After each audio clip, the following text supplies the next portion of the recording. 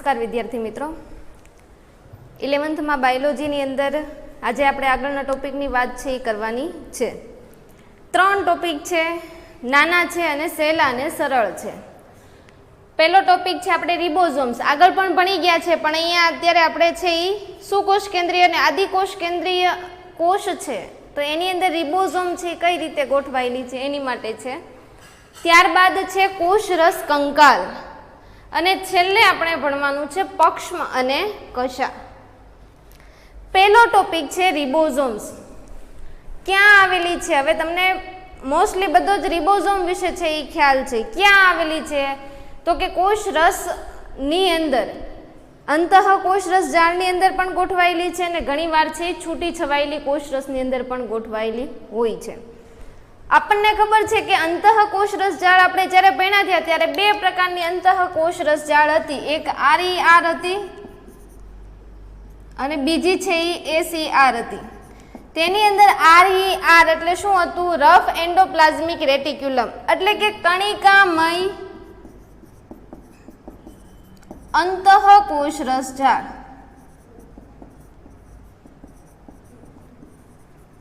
હવે આ જે કણિકામય અંતઃકોષરસ જાળ હતી એની અંદર આપણે જોયું હતું કે આવી રીતે કણિકાઓ છે એ જોવા મળતી હતી. આ અંતઃકોષરસ જાળ છે એની સપાટી ઉપર આવી રીતે છે એ રિબોઝોમ્સ છે એ શું હતી? ગોઠવાયેલી હતી. બરાબર, આ આપણે જોઈ ગયા છીએ. હવે જે રિબોઝોમ છે તો એ આદિકોષ કેન્દ્રીય કોષ અને સુકોષ કેન્દ્રીય કોષની અંદર કઈ રીતે કાર્ય કરે છે અને એની અંદર કઈ રીતે ગોઠવાયેલ, એ પહેલા એને સૌ પ્રથમ છે એ ઇલેક્ટ્રોન માઇક્રોસ્કોપની અંદર જોયું. કોને કે કોને સૌ પ્રથમ તેનો અભ્યાસ કર્યો છે? તો કે જ્યોર્જ પેલેડે. કયો વૈજ્ઞાનિક છે? જ્યોર્જ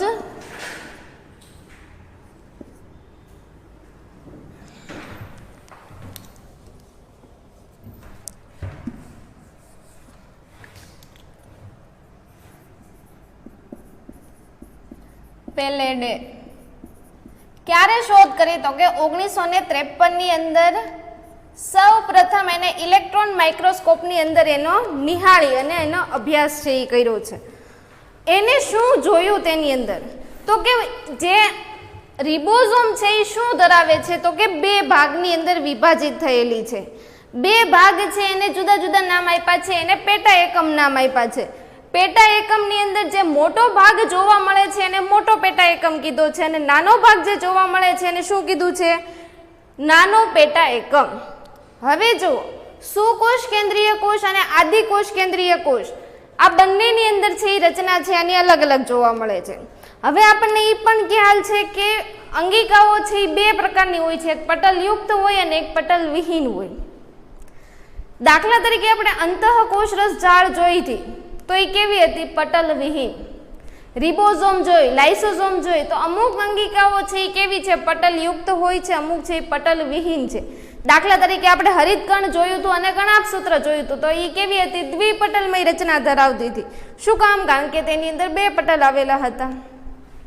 અહીંયા જે રિબોઝોમ છે એ કેવી છે? તો કે પટલ વિહીન અંગિકા છે. કેવી છે? પટલ વિહીન. કોઈ પણ પ્રકારનું પટલ તેની અંદર જોવા મળતું નથી. હવે જુઓ, આદિકોષ કેન્દ્રીય કોષ અને સુકોષ કેન્દ્રીય કોષ, એટલે કે આદિ કોષ કેન્દ્રની અંદર કઈ ટાઈપની છે અને સુકોષ કેન્દ્રમાં કઈ ટાઈપની છે?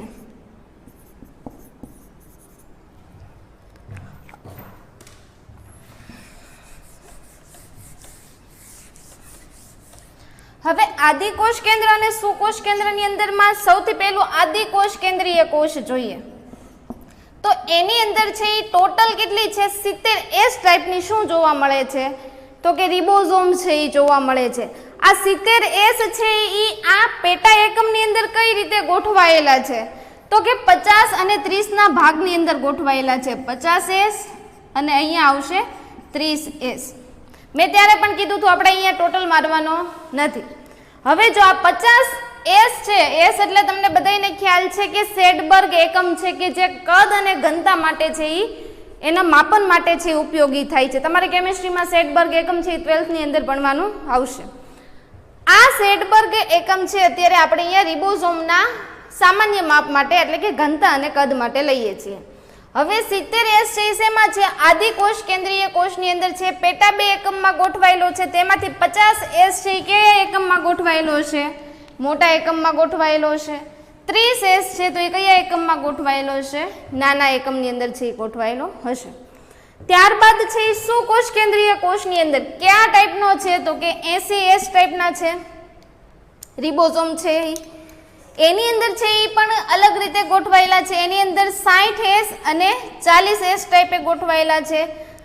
બરાબર, તો એની અંદર અહીંયા મોટો યુનિટ છે તો એની અંદર 60S ટાઈપે ગોઠવાયેલા હશે. નાના યુનિટની અંદર 40S ટાઈપે છે એ ગોઠવાયેલા હશે. તો આ રીતે સામાન્ય રીતે રિબોઝોમ્સ છે એની રચના છે એ જોવા મળે છે. શું છે? સૌપ્રથમ જ્યોર્જ પેલેટ નામના વૈજ્ઞાનિકે 1953 ની અંદર સૌપ્રથમ માઇક્રોસ્કોપની અંદર શું જોયું? રિબોઝોમ્સ છે એની રચના જોઈ. કેવા 2 એકમમાં જોવા મળે છે? તો કે મોટો પેટા એકમ અને નાનો પેટા એકમ. ત્યારબાદ શું છે? તો કે બંને કોષની અંદર, આદિકોષ કેન્દ્રીય કોષની અંદર અને સુકોષ કેન્દ્રીય કોષની અંદર બંને પ્રાણીઓની અંદર રિબોઝોમની રચના કેવી છે? ડિફરન્ટ છે, અલગ જોવા મળે છે. આદિકોષ કેન્દ્રીય છે તો એમાં 70S પ્રકારની અને સુકોષ કેન્દ્રીય છે તો એમાં 80S પ્રકારની જોવા મળે છે. ત્યારબાદ આપણને એ પણ ખબર છે કે રિબોઝોમ છે તો રિબોઝોમનું કાર્ય શું છે? તો રિબોઝોમ છે એનું કાર્ય છે આપણને ખબર છે કે રિબોઝોમની જે આ સપાટી આવેલી છે કે જે બંને એકમોને શું કરે છે? જુદી પાડે છે. એ જે જુદી પાડતી રચના ઉપર શું આવેલું હોય છે? RNA છે એ આવેલું હોય છે. આ RNA શું કાર્ય કરશે? તો કે પ્રોટીન સંશ્લેષણની પ્રક્રિયા કરવા માટે જવાબદાર છે. પ્રોટીન સંશ્લેષણ પણ એ તમારે અત્યારે અભ્યાસમાં આવશે નહીં, 12th માં છે એ તમારે આવશે. બરાબર, અત્યારે તમારે આની ખાલી માહિતી લેવાની છે કે આ જે એકમ છે તો એની ઉપર શું આવેલું છે? RNA આવેલું હશે કે જે પ્રોટીનના સંશ્લેષણમાં શું કરે છે? ઉપયોગી છે એ બને છે. ઓકે, આ છે એ રિબોઝોમની આપણે માહિતી લીધી. આની અંદર હવે કોઈને કઈ પ્રશ્ન હોય તો મને કહેજો. બરાબર, ત્યાર પછીનો જે ટોપિક છે એ કોષ રસ કંકાલ.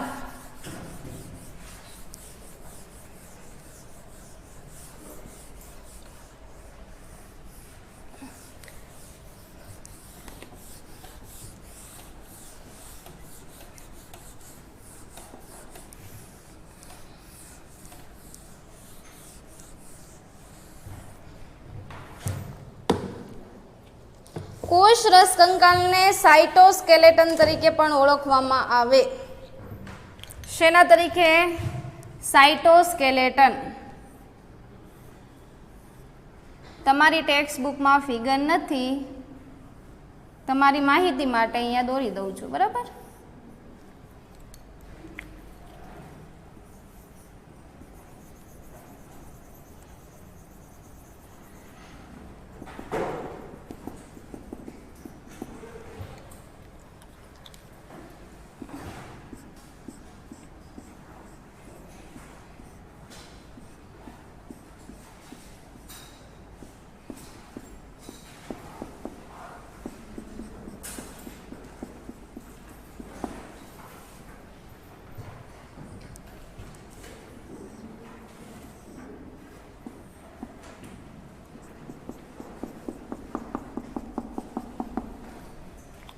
કોષ છે તો એની અંદર શું હશે? કોષ કેન્દ્ર. ત્યારબાદ આ શું છે? કોષ રસ કંકાલ. આપણે 2 જ વસ્તુ અત્યારે જોવાની છે. અહીંયાથી પાછા આવા એકમો છે એ નીકળતા હોય.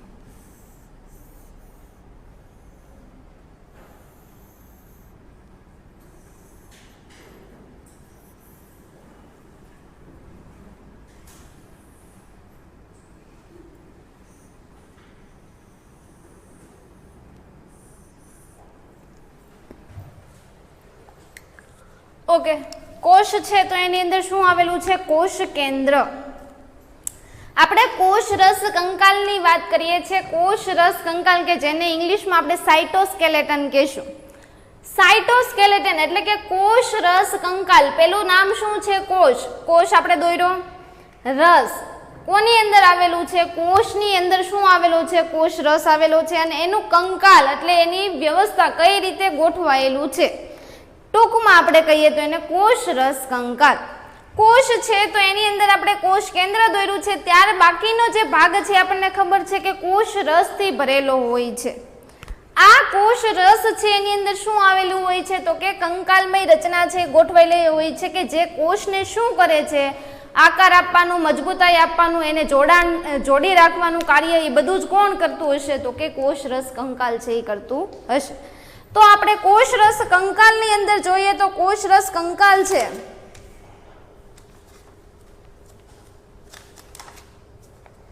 એની અંદર મુખ્યત્વે 3 રચના છે એ આવેલી હોય.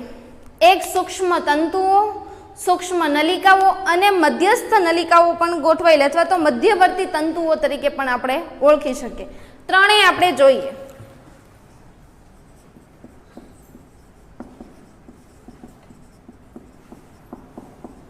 તમારી ટેક્સ્ટ બુકમાં થોડુંક આ ડિટેલમાં નથી આપ્યું પણ હું સમજાવું છું, તમે આ લખી શકો છો.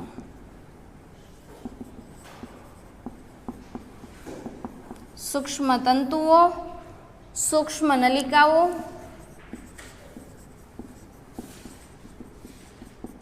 અને મધ્યસ્થ તંતુઓ.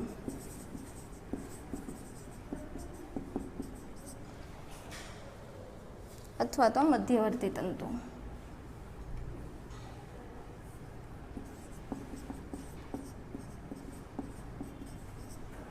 આ 3 રચના છે એ શેમાં જોવા મળે છે તો કે કોષ રસ કંકાલની અંદર છે એ જોવા મળે છે. હવે ત્રણેયનું કાર્ય કેવું હશે, રચના કેવી હશે? જુદી જુદી.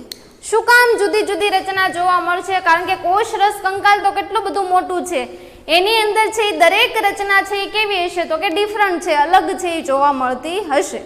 સૌથી પહેલી રચના સૂક્ષ્મ તંતુઓ. શેના બનેલા હશે તો કે પ્રોટીન. આ સૂક્ષ્મ તંતુઓ પ્રોટીનના બનેલા છે, પણ એમાંય તે કયું પ્રોટીન? સમજાય છે? તો પ્રોટીન તો ઘણા ટાઈપના છે, એની અંદર પણ એક્ટિન પ્રોટીનના બનેલા હશે. તો સૂક્ષ્મ તંતુઓ છે એ શેના બનેલા છે તો કે એક્ટિન પ્રોટીનના બનેલા છે.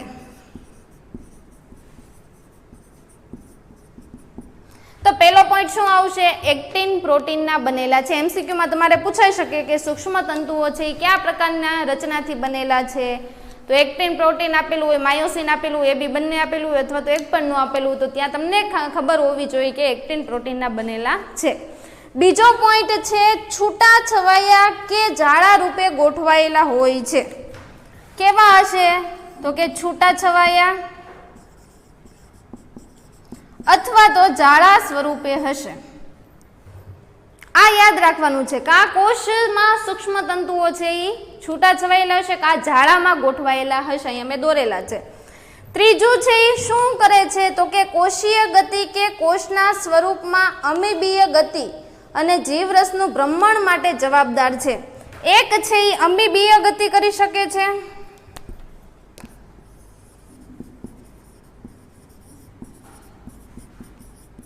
અને ત્યારબાદ શું છે જીવરસનું ભ્રમણ કરી શકે છે. જીવરસનું ભ્રમણ. સૌથી પહેલું શું કીધું? અમીબીય ગતિ. કોષની અંદર જો સેજ પણ કોષ રસ છે એનું હલનચલન થતું હોય તો એ પ્રકારની ગતિને અમીબીય ગતિ કહી, કે જે સેજ તે શું થતી હોય? હલન છે એ થતું હોય. બરાબર. જેમ અમીબા છે પોતાના કોષની અંદર આજુબાજુ છે એ સેજ હલન કરી શકે, હલનચલન પરફેક્ટ તો કરી જ નથી શકતી, પોતે સ્થાયી છે. બરાબર. પણ સેજ પોતાનો જીવરસને હલનચલન કરે, પોતે જીવંત છે એટલે એ ટાઈપની ગતિને અમીબીય ગતિ કહેવામાં આવે છે, જે જીવરસના ભ્રમણ માટે જવાબદાર છે. આપણને ખબર છે કે કોષ છે તો એની અંદર કોષ રસ કયો કે જીવરસ કયો?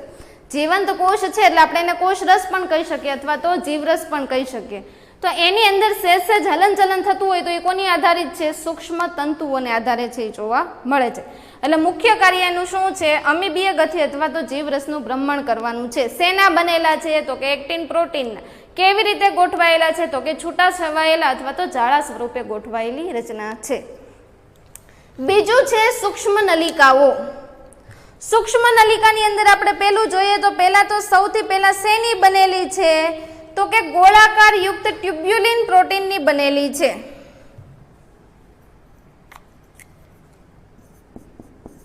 ગોળાકાર ટ્યુબ્યુલિન ની બનેલી છે, બરાબર. ટ્યુબ્યુલિન છે એક પ્રકારનું પ્રોટીન જ છે, એટલે યાદ રાખવાનું છે કે સૂક્ષ્મ નલિકા કયા પ્રકારના પ્રોટીનની બનેલી છે? ટ્યુબ્યુલિન પ્રોટીનની બનેલી છે. બીજું શું આપ્યું છે? તો કે પોલી સૂક્ષ્મ નલિકા સ્વરૂપે ગોઠવાયેલી છે. કયા સ્વરૂપે? સૂક્ષ્મ નલિકા. એ તો તમને આપેલું છે, એટલે અહીંયા જાળા સ્વરૂપે ગોઠવાયેલી છે, તો અહીંયા આપણે લખી શકીએ કે પોલી સૂક્ષ્મ નલિકા સ્વરૂપે ગોઠવાયેલી છે. ત્યારબાદ એનું કાર્ય શું છે? જેમ અહીંયા અમીબીય ગતિ અને જીવરસનું ભ્રમણ કરે છે, એમ જે સૂક્ષ્મ નલિકાઓ છે શું કરે છે? તો કે કોષીય ગતિ, દ્રવ્યોમાં કોષોનું વહન અને રંગસૂત્રોમાં સ્થાનાંતરણની પ્રક્રિયા માટે જવાબદાર છે. રંગસૂત્રોના સ્થાનાંતરણ.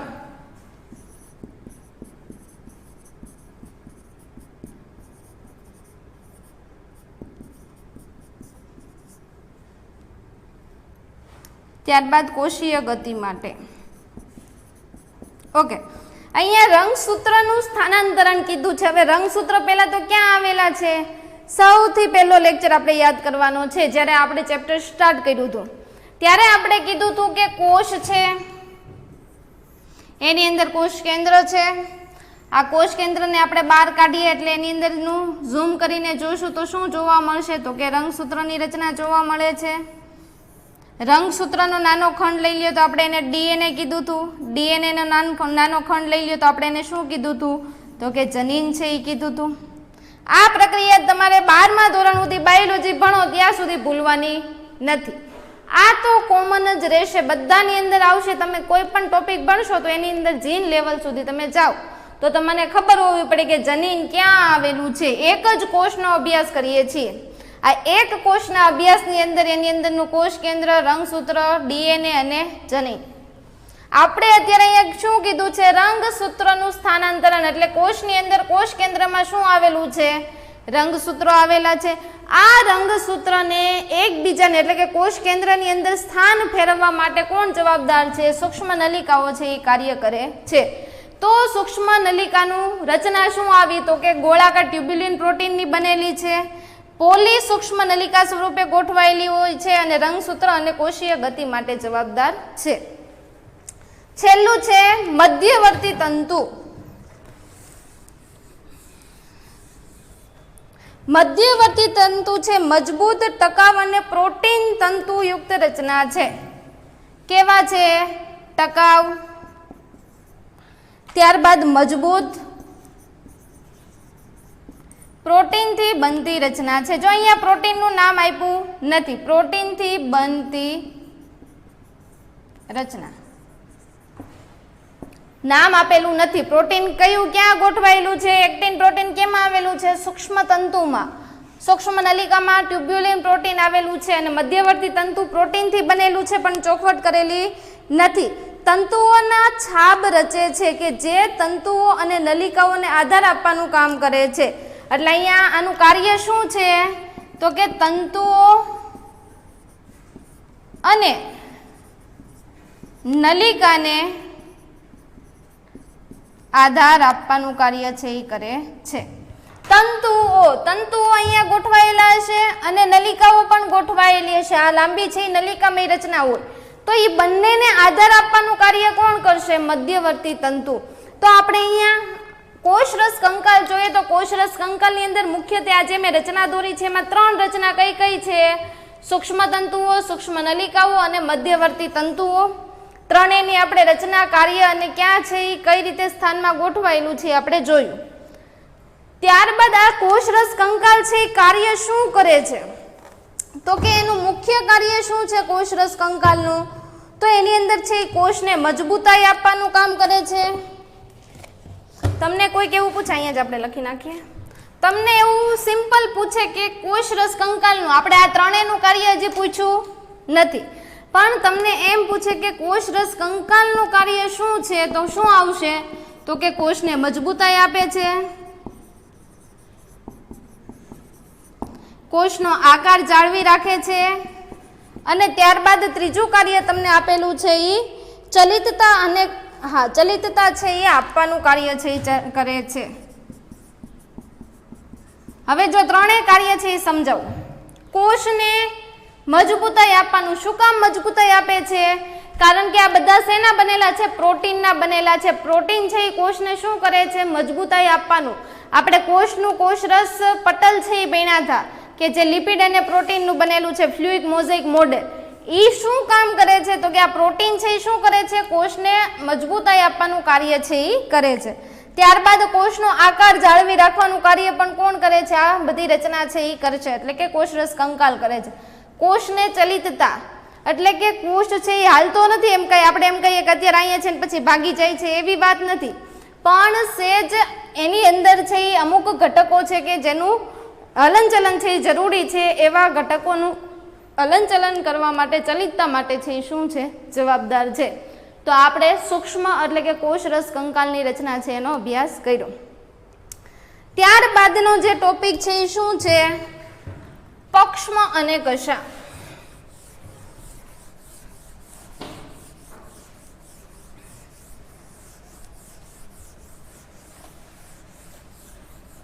એક વખત ફિગર છે એ મારી સાથે ડ્રો કરજો.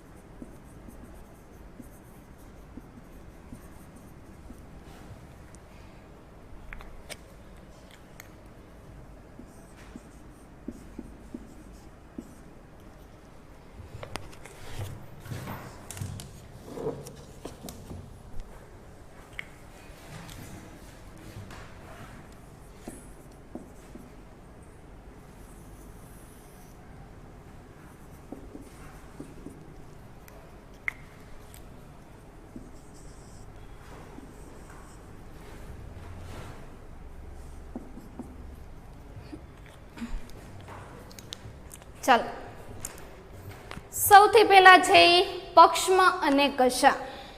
પક્ષમાં કોને કહેવાય ને કશા. પક્ષમો કહીએ તો એ દ્વિવચન છે. પક્ષમો ઘણા બધા હશે.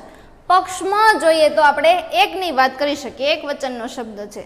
કશા એક વચનમાં કયો તોય ભલે, બે વચનમાં કયો તો કશાઓ આપણે કહી શકીએ, પણ એ વધુ પ્રમાણમાં છે નહીં એટલે આપણે સિમ્પલ કશા જ છે એ કહીએ છીએ. કેવી રચના છે? 9+2 સ્વરૂપે ગોઠવાયેલી છે. 9+2. હવે આપણે અહીંયા રચના છે એને ઝૂમ કરીને જોઈએ તો સૌથી પહેલું જો તમારી ટેક્સ્ટ બુક પ્રમાણે આપ્યું છે રચના છે આપણે દોરી છે એ શેની છે તો તમે જુઓ, પક્ષમ અને કશાના વિવિધ ભાગોનું વર્ણન કરતી આકૃતિ છે. પહેલી આકૃતિ છે એ તમને ઇલેક્ટ્રોન માઇક્રોસ્કોપની અંદર આપેલી છે કે જે આપણને કેવી દેખાય છે? બ્લેક એન્ડ વ્હાઇટ અને સાવ આછી જોવા મળશે. ત્યારબાદ આપણે એને વ્યવસ્થિત અને આંતરિક રચનાનું પ્રદર્શન છે એ કર્યું, એટલે કે ઝૂમ કરી અને વ્યવસ્થિત એને આપણે જોઈએ તો આપણને આ ટાઈપની પક્ષમ અને કશાની રચના છે એ જોવા મળશે. સૌથી પહેલું છે એ બાણનું આવરણ છે એ બ્લુ કલરનું મેં દોરેલું છે, એને શું કહેશું? જીવરસ પટલ. બરાબર, આ આપણે કોષની અંદર આવેલું છે, કોષ રસમાં, એટલે શું કહીએ છીએ? જીવરસ પટલ. ત્યારબાદ જો મેં અહીંયા બબ્બે બ્લેક કલરના ગોળા ટાઈપની રચના છે એટલે વર્તુળ શેપમાં દોરેલી છે, બધું શું છે? પરિઘવર્તી સૂક્ષ્મ નલિકા. હવે આપણને ખબર છે કે કોષનો આપણે કોઈ પણ વર્તુળ દોરીએ તો આ વર્તુળની આ રચનાને આપણે શું કહીએ? એનો પરિઘ કહીએ છીએ. એમ આ આખી પરિઘીય રચના છે એટલે કે જીવરસનું જે પટલ છે એને એકદમ પેરેલલ છે ગોઠવાયેલી પરિઘીય સૂક્ષ્મ નલિકાઓ છે. હંમેશા શેમાં હશે તો કે જોડીમાં. જો અહીંયા બબ્બેના સેટમાં જ મેં બધી દોરેલી છે. ટોટલ કેટલી છે તો કે ગણો તો આ એક અહીંયાથી શરૂ કરીએ છીએ આપણે, અહીંયા નામકરણ આપ્યું છે ત્યાંથી 1 2 3 4 5 6 7 8 અને 9. કેટલાના જોડમાં ગોઠવાયેલી છે તો કે 9ની જોડમાં ગોઠવાયેલી છે. શું? પરિઘવર્તી સૂક્ષ્મ નલિકા. MCQ પૂછાય, પરિઘવર્તીય સૂક્ષ્મ નલિકાઓ છે કેટલી જોડમાં આવેલી છે તો એ તમને ખ્યાલ હોવું પડે. 9. કઈ કીધી છે? પરિઘવર્તીય. ત્યારબાદ છે આપણને કેન્દ્રસ્થ સૂક્ષ્મ નલિકા આપેલી છે. જુઓ અહીંયા વચ્ચેના ભાગમાં મેં જે બે દોરી છે રેડ કલરની, શું છે? કેન્દ્રસ્થ નલિકા. શું કામ તો કે કેન્દ્રમાં આવેલી છે. આપણે કીધું પરિઘીય નલિકા છે એ ક્યાં આવેલી છે? વર્તુળની ફરતે, એટલે કે પરિઘીય વિસ્તારમાં ગોઠવાયેલી છે. કેટલી છે? 9. કેન્દ્રની અંદર કેટલી આવેલી છે કેન્દ્રસ્થ સૂક્ષ્મ નલિકાઓ તો કે 2. તો આપણે આ 2 અને આ 9, તો આપણે અહીંયા શું લખી શકીએ છીએ? 9+2. આ એનું રચનાનું પહેલેથી આ રીતે વર્ણન થતું આવે છે કે આને આપણે કઈ રીતે દર્શાવશું? 9+2. બરાબર, તો આપણને 9+2 છે એ યાદ હોય પક્ષમાં અને કશાની અંદર, અને ક્વેશ્ચન પૂછાય ન હોય તો આપણે આમ નામ પણ આકૃતિ દોરી શકીએ કે એક વર્તુળ છે એમાં 9 છે એ આ રીતે ફરતે ગોઠવાયેલી છે અને વચ્ચે 2 ગોઠવાયેલી છે. એટલું દોરો તોય તમને એકાદો માર્ક મળે જ. બરાબર, ત્યારબાદ જો આનું રચનાનું વર્ણન છે હું બોલું છું એ જ છે, બધું તમે વાંચજો ટેક્સ્ટ બુકમાં. સૌથી બહારનું પટલ છે એને આપણે શું કહીએ છીએ? જીવરસ પટલ કહીએ છીએ. પરિઘીય વિસ્તારમાં ગોઠવાયેલી રચનાને આપણે પરિઘવર્તીય સૂક્ષ્મ નલિકાઓ કે જે હંમેશા કેમાં હશે? જોડમાં જ હશે. વચ્ચેના ભાગમાં કેન્દ્રમાં કેટલી ગોઠવાયેલી છે? 2 રચના ગોઠવાયેલી છે જેને આપણે શું કહીએ છીએ? કેન્દ્રસ્થ સૂક્ષ્મ નલિકા તરીકે ઓળખીએ છીએ. હવે આ એકબીજા સાથે જોડાયેલી શેનાથી છે? તો હવે આપણે એનું વર્ણન કરશું. તો કે એ જોડાયેલી કેનથી છે? તો કે પેલું આવેલું છે કેન્દ્રસ્થ આવરણ.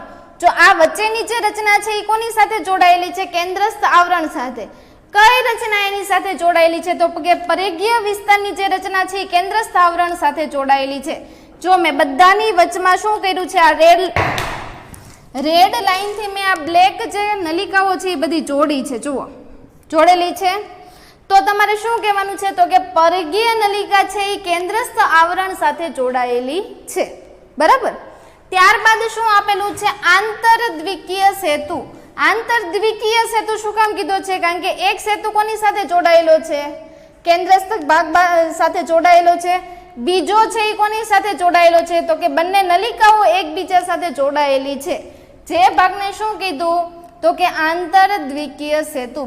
બીજો સેતુ છે એટલે દ્વિકીય સેતુ. ત્યારબાદ ત્રિજ્યાવર્તી તંતુકો. ત્રિજ્યાવર્તી શું કામ કીધા છે?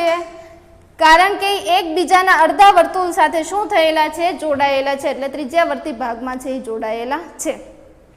આ શું છે? સૂક્ષ્મ નલિકાની રચના કે જે 9+2 ની અંદર છે એ ગોઠવાયેલી હોય, જેને આપણે પક્ષમાં અને કશાની રચના કહીએ છીએ. હવે આ આપણે આકૃતિ તો જોઈ, પણ આની વચ્ચેનો તફાવત શું છે? કોને આપણે પક્ષમાં કહેશું અને કોને આપણે કશા કહેશું? આ પહેલા આપણને ખ્યાલ હોવો જોઈએ. તો સૌથી પહેલા પક્ષમાંની અને કશાનો તફાવત જોઈએ તો સૌથી પહેલા છે પક્ષમાં છે તો કેવી સંખ્યામાં હશે? તો કે પક્ષમાં છે કેવી સંખ્યામાં હોય? તો કે સામાન્ય રીતે કશાની સરખામણીમાં જોશો ને તો પક્ષમાંની લંબાઈ છે કેવી હશે?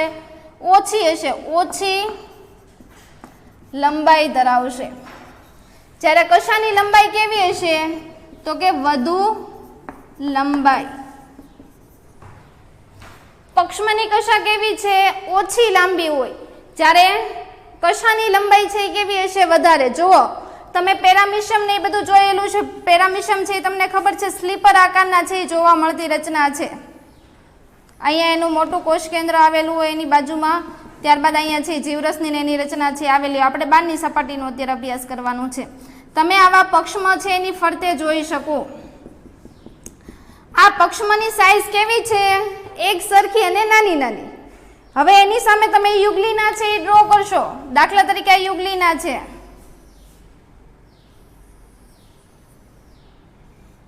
અહીંયા કોષ કેન્દ્ર છે આવેલું હોય, તો આ એની કશા મેં દોરી.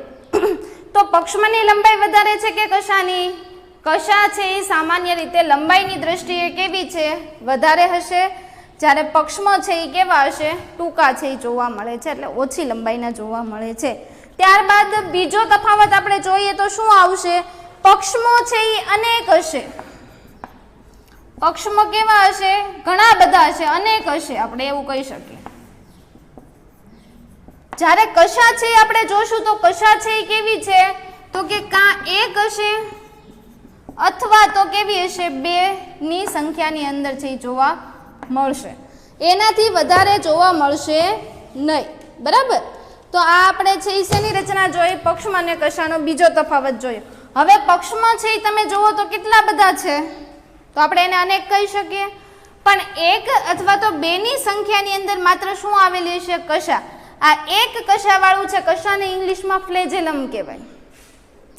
જો એક ફ્લેજેલા આવેલી હોય તો આપણે એને મોનોફ્લેજેલમ એનિમલ તરીકે ઓળખીએ. યુગ્લિના છે તો એમાં એક જ કશા આવેલી છે તો આપણે એને શું કહીએ? મોનોફ્લેજેલમ. પણ આની નાની અંદર જો આવી 2 કશા આવેલી હોત તો એને ડાયફ્લેજેલમ કહેવાય. એક હોય તો એને શું કહેશું? મોનોફ્લેજેલમ. 2 હશે તો એને શું કહેશું? ડાયફ્લેજેલમ. બરાબર. 2 થી વધારે કશાવાળા પ્રાણીઓ જોવા મળતા નથી સામાન્ય દ્રષ્ટિએ. બરાબર. તો કશા છે એ 1 અથવા તો 2 ની સંખ્યામાં હોય છે, જ્યારે પક્ષમાં છે એ કેવા હશે? અનેક સ્વરૂપમાં છે, એટલે કે ઘણા બધા સ્વરૂપમાં છે એ જોવા મળશે. ત્યારબાદ ત્રીજો ટોપિક જોઈએ તો એની અંદર છે કે પેરામિશમમાં કશા છે એ જોવા મળતી નથી, જ્યારે યુગ્લિનામાં છે એ જોવા મળે છે. આ યાદ રાખવાનું છે કે તમને પક્ષમાંનું ઉદાહરણ કે તો તમારે શું લખવાનું છે? અહીંયા મેં દોર્યું છે, શું આવશે?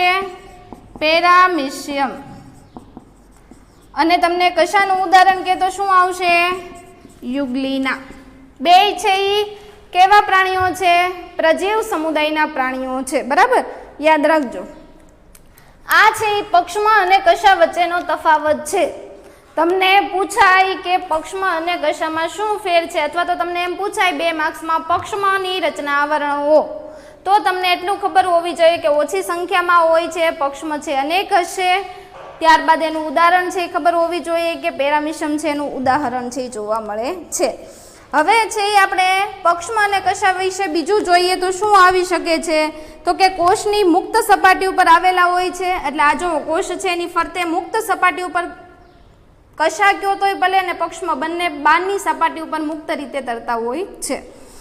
ત્યારબાદ પ્રચલન અને હલનચલન સાથે સંકળાયેલા છે. હવે આપણને ખબર છે કે પ્રચલન અને હલનચલન 2 શબ્દ વિશે તમે પ્રચલિત હોવ તો, જાણીતા હોવ તો, શું પ્રચલન અને હલનચલન કોને કહેવાય? દાખલા તરીકે પ્રચલન, હું અહીંયાથી અહીંયા સુધી જાઉં છું તો એ મેં શું કર્યું? એક જગ્યાએથી બીજી જગ્યાએ મારું સ્થાન છે એ ગ્રહણ કર્યું, તો એ શું થયું? પ્રચલન. પણ હલનચલન એટલે શું? હું અહીંયા ઊભી છું પણ મારો હાથને, ડોકને, પગને છે આમ સેજ હલે છે, એટલે એ શું છે? હલનચલન. દાખલા તરીકે વનસ્પતિ છે એ પોતે સ્થિર છે પણ હલનચલન કરી શકે છે, એટલે શું તો કે પોતાની ડાળીઓ છે એ હલાવી શકે છે, તો એ એક પ્રકારનું હલનચલન. પણ વનસ્પતિ એક જગ્યાએથી બીજી જગ્યાએ ચાલીને જઈ શકતી નથી, એટલે એનામાં પ્રચલન જોવા મળતું નથી. જ્યારે આપણે એક જગ્યાએથી બીજી જગ્યાએ ચાલીને જઈ શકીએ છીએ એટલે પ્રચલન છે એ જોવા મળે છે. એટલે આ હલનચલન અને પ્રચલનનું કાર્ય જુઓ. પેરામિશિયમ છે તો એની અંદર શું થશે? હલનચલન થાય છે, એટલે સહેજ પોતે શું થઈ શકશે? હલનચલન કરી શકશે. શું કામ? કારણ કે એમાં પક્ષમાં આવેલા છે પણ કેવા છે? નાના છે અને વધુ પ્રમાણમાં હલનચલન કરી શકતા નથી. ત્યારબાદ યુગ્લિના છે તો એની અંદર લાંબી પૂંછડી આવેલી છે કે જે કોષ રસની અંદર અથવા તો પાણીની અંદર સરળતાથી શું કરી શકે છે? પ્રચલન કરી શકે છે. એટલે આ યુગ્લિના જેવા પ્રાણીઓ છે એ શું કરી શકે છે? પ્રચલનની પ્રક્રિયા છે એ કરી શકે છે. આ એક ટોપિક યાદ રાખવાનો છે. ત્યારબાદ વધુમાં એની અંદર છે એ પક્ષમો છે અને કશા છે અક્ષસૂત્ર સાથે જોડાયેલા હોય છે કેન્દ્રસ્થ ભાગે, અને આપણે કીધું એમ 9+2ના પ્રમાણની અંદર ગોઠવાયેલા હોય છે. પક્ષમાં તથા કશા છે પટલો વડે ઘેરાયેલી નલિકામય રચના છે. હવે આ છે એ તમે આની અંદર ઝૂમ કરીને જુઓ તો આવી નલિકા સ્વરૂપે આવેલા હોય. આ નલિકાની અંદર અહીંયા ગોઠવાયેલો ભાગ છે કે જેની અંદર આ રચના છે એ જોવા મળે. આપણને એમ થતું છે કે અવળું મોટું ક્યાં જોવા મળતું હશે, પણ આ અવળું મોટું નથી. આ સૂક્ષ્મ આપણા કોષની અંદર આવી નલિકા આવેલી હોય જેને આપણે સૂક્ષ્મ નલિકાઓ કીધી હતી. વનસ્પતિ કોષ અને પ્રાણી કોષની તમે આકૃતિ જોજો. ટેક્સ્ટબુકમાં તમારી વનસ્પતિ કોષ અને પ્રાણી કોષની આકૃતિ જોશો તો એમાં સૂક્ષ્મકાય અથવા તો સૂક્ષ્મ નલિકા એવું નામકરણ આવેલું છે કે જે મેં અહીંયા આકૃતિ દોરી હતી. મને યાદ છે કે જે મેં અહીંયા આ ભાગમાં સૂક્ષ્મકાયની રચના દોરેલી છે. વનસ્પતિ કોષમાં જુઓ અને પ્રાણી કોષની અંદર જુઓ.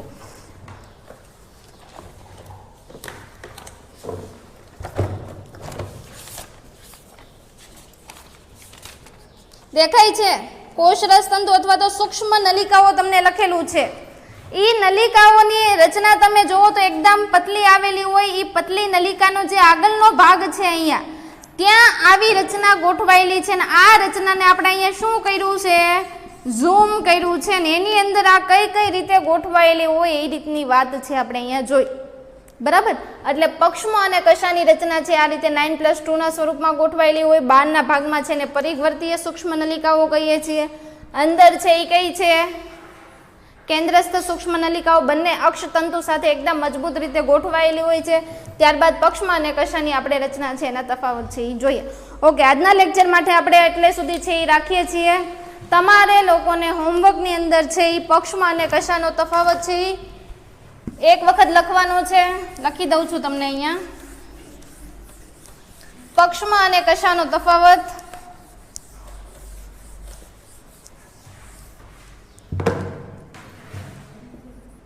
પક્ષમાં અને કશાનો